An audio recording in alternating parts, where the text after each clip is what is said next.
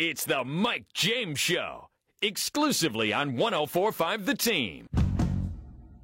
Advancing the half in 45-74, three quarters 112-48, and they're coming for home in the Delta Downs jackpot, and Mr. Z strikes the lead. But on the inside, that's Ocho. He is right there, only a neck back. Saratoga Heater is racing in third. Far right is rallying down on the inside. The rest are a ways back. It's Ocho coming to the 16th pole. Mr. Z is digging in gamely, but it's Ocho. Mr. Z sticks his neck out. It's going to be Ocho just getting there in time, winning it in a tight photo over Mr. Z with far right third and Saratoga Heater fourth. Welcome into the Mike James Show. My special guest today is none other than the voice of Delta Downs in Vinton, Louisiana, Don Stevens. Don, how are you doing today?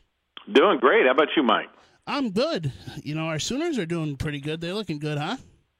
They're looking really good. Hopefully get past TCU, get in the playoffs, and we'll have a shot. Even with our defense, maybe we have a shot. Maybe we can outscore somebody. Wait, you mean the Big 12 has defenses? Yeah, exactly. What D? Exactly. That's what I'm thinking. Hopefully, I think they got a good shot. Though they get past TCU, I don't see why they can't go all the way. It's going to be tough. Yeah. Though. What's your thoughts on Baker Mayfield? I mean, I love him personally. You know, it's weird. Yeah, I love him too. I just wish his maturity factor was a little bit higher. You know, I mean, I love the fire in his soul and in his belly, and the way he goes out and fights until he wins. And he just needs to learn when to speak and when not to speak, I think. But once he learns that, I think he'll be really good. I'm a big fan. See, I'm a little different than you because you're from Oklahoma, correct? Right. I'm from New York. Everybody's like, "How are you an Oklahoma fan?" Well, it's kind of funny because when I grew up when I was growing up and I wanted to play football, my dream was, hey, I want to play for Coach Stoops. So that was when Jason White and Peterson were all there, and I was like, hey, so I grew on to them. So it's a little different, Yeah, I got to see Peterson live play Kansas State and score a couple of touchdowns in 2005 when we were evacuating Hurricane Rita.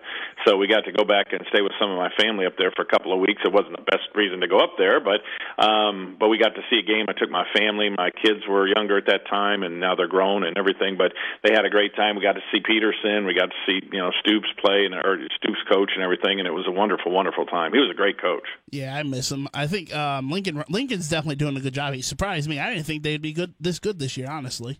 Yeah. If they just, you always woulda, coulda, shoulda. If they just hadn't stubbed their toe against Iowa State, what would have been? We'd be number one, clearing away right now. I think so. Still think they should be number one if you ask me, but yeah, probably true.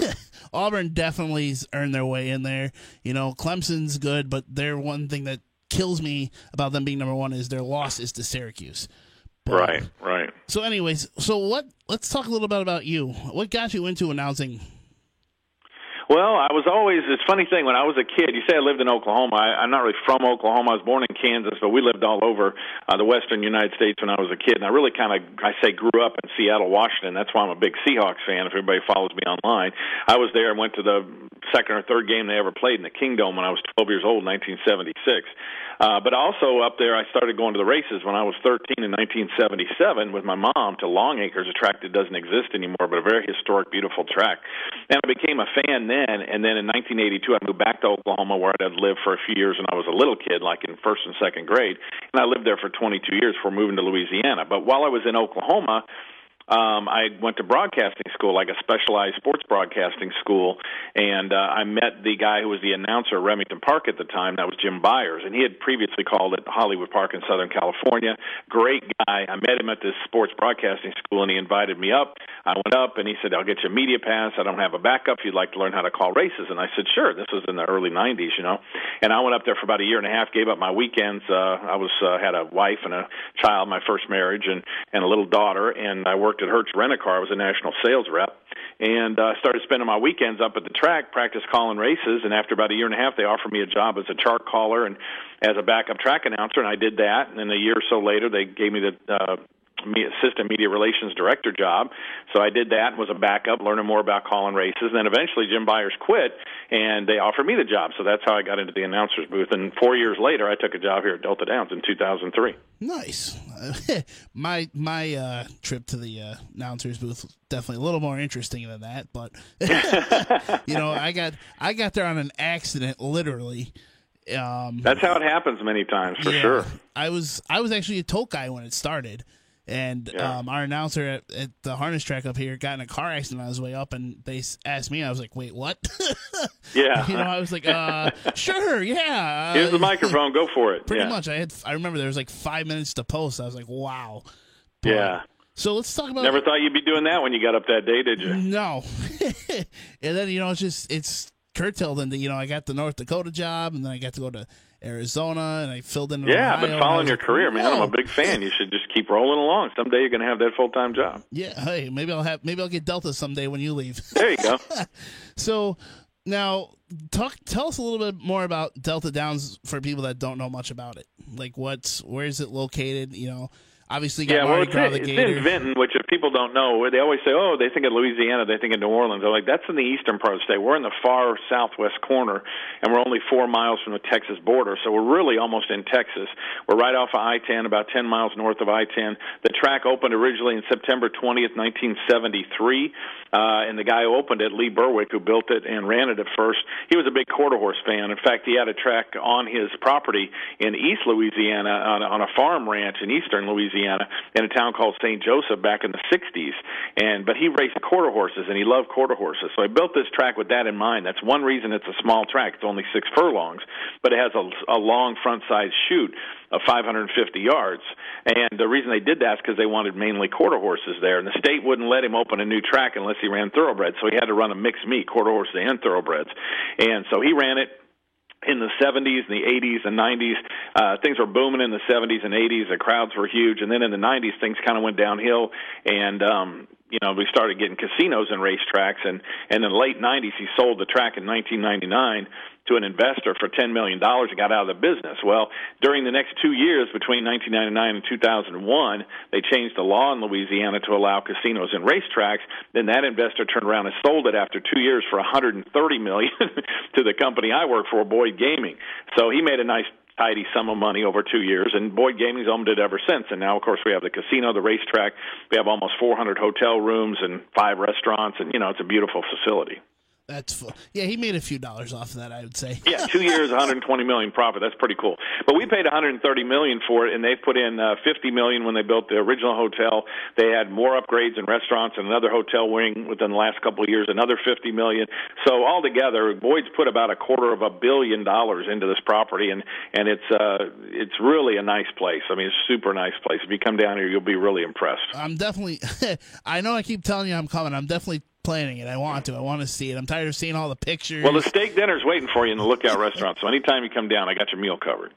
Yeah, I definitely I'm looking forward to it, definitely. Now, Good. Let's talk about your guys' big race. It's, not a lot of people really know about it unless you're a die-hard horse racing fan. And actually, I will actually say, I don't think before I really became friends with you on Facebook and we started talking, which, by the way, happy 2-year, Facebook Absolutely. anniversary. Yeah. With the Delta Jackpot. There we go. Yeah. Drawing a blank. Tell us a little bit about that. Obviously, Exaggerator won it, 2 years ago now? Yeah, 2015. Yeah, the race started in 2002, and it was a $500,000 race at a mile the first year. That was the year before I got here. 2003, they bumped it up to a $1 million race, and that happened about 3 weeks after I got here in 2003. I came in late mid-November, and it happened the first week in December. So it was my first $1 million race to call. And then a few years later, of course, we lost the race in 2005 due to Hurricane Rita because it blew away 22 of our barns and damaged our grandstand, and we had to rebuild. So that took a while. Then in 2006, we got a Grade 3 status. So they gave us Grade 3 for the race, and it's had that ever since. And, of course, the Delta Princess on the undercard for the fillies, that's become a Grade 3 race. It's become a huge day of racing, and we went to a daytime, post time for that day of racing, the Jackpot Day in 2010. And since then, the handle and the coverage and the exposures really jumped off the map. And when they went to the point system for the Kentucky Derby and the Kentucky Oaks, we were on there the very first year, and we've been on there ever since. Now, of course, this year we didn't have the jackpot due to another hurricane, Hurricane Harvey, which was too bad, but hopefully the race will return next year. It's a great day of racing. It's a lot of fun. And we have the Delta Mile, and we have some other big races on the same program. 8 stakes races in all on Jackpot Day. And so it's a tremendous day of racing, and we've got fans all over the country just heartbroken this year when we couldn't run it. I actually, believe it or not, when I said to you the other day, my big question was, why didn't they run the the Delta Jackpot this year because, like I said, we're friends on Facebook, and I always follow everything you post and whatnot. And I was like, Right. wait a minute. I was like, oh, wait a minute. I didn't even realize they never even ran the race this year. I was like, wow. Yeah. And That's unfortunately. right. Well, the Hurricane Harvey hit Texas harder than it hit us in Louisiana. It really was from the Texas-Louisiana line, which is about where the track's at, all the way west to Houston. It just parked itself down there for several days and dumped over 50 inches of rain. So, you saw it on the news, tremendous flooding. It did, we had rain at the track, but we never flooded at the track. And where I live here in Lake Charles, which is a little farther into Louisiana, we were fine. I don't live in a flood zone or anything. But the deal was it flooded so much between us and Houston, which is where most of our fan base is. That's where the population is, that it severely affected our business, both on the casino side and, of course, racing, the OTB and all that, which affected the purse account. So we had to make some hard decisions whether to cut overnight purses and daily races, which we didn't want to do because we don't want to hurt the normal day-to-day horseman that's here filling our races, or cut some big races like the Jackpot and make the account so that we don't have to cut the overnights. And that's the decision they made. And I think it was the right decision by Boyd Gaming, and hopefully we'll get back on track next year. Definitely. I mean, as long as nobody seriously got hurt with it, I'm always for it. I'm a horseman up here also, so, I understand. And our governor was trying to hurt the horsemen in New York, and I was like, whoa. I don't want to see any horseman get hurt for any reason whatsoever. But, of course, I have to bite my tongue with that because my aunt works for the governor, so I can't get myself into trouble either. Yeah, kind of like Baker Mayfield. Got to know when to bite your tongue, right? Yeah. I'm a little worse than that, so. There you go. But let's talk a little bit about Gunnavera really quick. Like we said, he won the Jackpot last year. He made, surprised everybody coming into this year. I loved him from the get-go. I know you did also. Derby Day, he didn't run very well. Preakness, so on and so forth. To me, his big coming out party was in the Travers this year. Tell me about. Give us a little bit more of the backstory on Gunnavera. Well, he is an interesting story. When he came to Delta Downs, he was the first horse to arrive on Jackpot Week about a week to the day before the Jackpot, the Saturday before. And I got to know his handlers very well, and I went to his barn every day because on Jackpot Day, I get up and get there 7 or 8, 6 in the morning, and I stay all day, and we race at night. So I pretty much live at the track that whole week. And I got to see him on the track, and he was just so impressive, and he's so mature, especially at that time for a 2-year-old. He had his mind right. He knew what he was doing. When he went out to train, you could tell he knew what he was on the track for. And, Javier Castellano came in for the ride, and the horse just, in a blink of an eye, passed like his 9 rivals. Just seemed like a blink of an eye around the far turn, engulfed them, and just went on to an easy victory. That's not easy to do on this track because this track favors speed, has tight turns. It's only 6 furlongs, as you know. So everybody's eyes kind of popped out of their head with that, and we thought, hey, we may have a chance at the Kentucky Derby. We didn't get it. Of course, Exaggerator ran second in the Derby after winning our race, and he was a great horse as well before he retired. But his trainer, from Venezuela, kidnapped when he lived there, escaped his country, went to Florida, started a successful business as a trainer, and, that's a great story. Gunnavera just has a soft place in my heart for, his whole career, and let's hope he runs on this Pegasus race coming up in January, because that would really be something, wouldn't it, on his home track? Yeah, that would be crazy. I'll tell you one thing, everybody called me crazy on Travers Days, living in Saratoga. Of course, I was there. I'm not missing the Travers, I was like, I told everybody, I said, I love Gunnavera today. I said, they're like, why? I'm like, I've been following him all year. I said, I think this is the day he's going to come out.